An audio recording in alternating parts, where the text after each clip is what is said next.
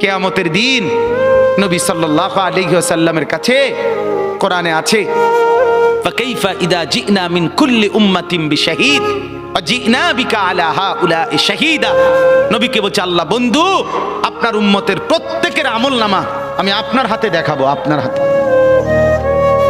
আপনার সামনে পেশ করব, আপনি দেখে কথা বলবেন আমার কাছে।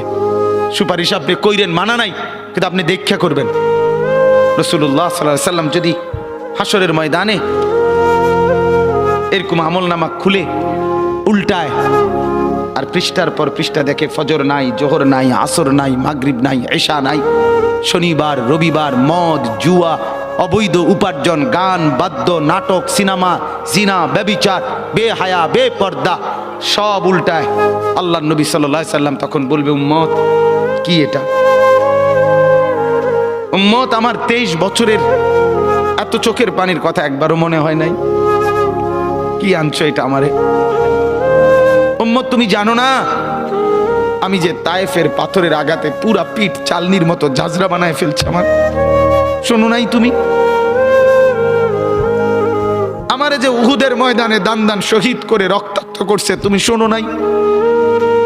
আমি যে 14 দিন পেটে ক্ষুধার তাড়নায় পাথর বাঁধছিলাম, উম্মত তোমার মনে নাই? একবারও শোনো নাই আমার ক্ষুধার কষ্ট, আমার পিঠের ব্যথা, আমার দাঁতের ব্যথা, আমার কাঁধে 2টা কড়া ঢুকে গেছে উম্মত। আমার ঘরে 3 মাস আল্লাহর নবীর স্ত্রী আয়েশা বলছে, আল্লাহর কসম উম্মত, নবীর স্ত্রী বলছে 3 মাস 3টা চাঁদ উঠছে ডুবছে, রাআইনা হিলালান সুম্মা হিলালান সুম্মা হিলালান, 3 চাঁদ 3 মাসে নবীর 9 জন বিবির কারো ঘরে আম্মা জান আয়েশা বলে 1 ফোঁটা চুলায় আগুন জ্বলে নাই। মা আওকাদাত ফি আবিয়াতে রাসূলিল্লাহ নারুন, নবীর একজন বিবির ঘরেও আগুন জ্বলে নাই। আল্লাহর নবীর স্ত্রী আয়েশা একদিন বলছিল নবীকে পিঠে হাত বুলাইয়া, ইয়া রাসূলুল্লাহ, স্বামী আপনার পিঠ ছিদ্র ছিদ্র কেন? পুরা পিঠ চালনির মতো ছিদ্র ছিদ্র কেন? আপনার কি ছোটবেলায় বসন্ত রোগ হয়েছিল, গোটা হয়েছিল? আল্লাহর নবী চোখের পানি ফেলে বলছে, আয়েশা তুমি জানো না আমার এই পবিত্র দেহে তো কোনোদিন মশাও বসে না, মাছিও বসে না, পোকা বসবে কেমনে?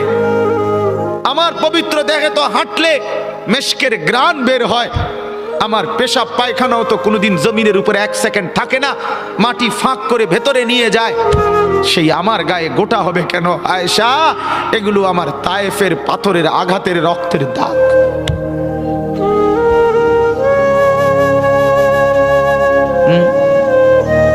বলো না বাপ, কিছুই মনে হইল না? এভাবে ভুলে গেলেন?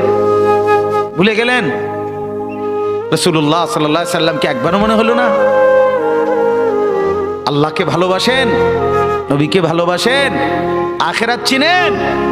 এই বাপ, আমি আপনাদের সন্তান, আমার বাবা আপনাদের মহল্লায় 43 বছর এই বড় মসজিদের ইমাম ছিলেন, 1 দিন 2 দিন না।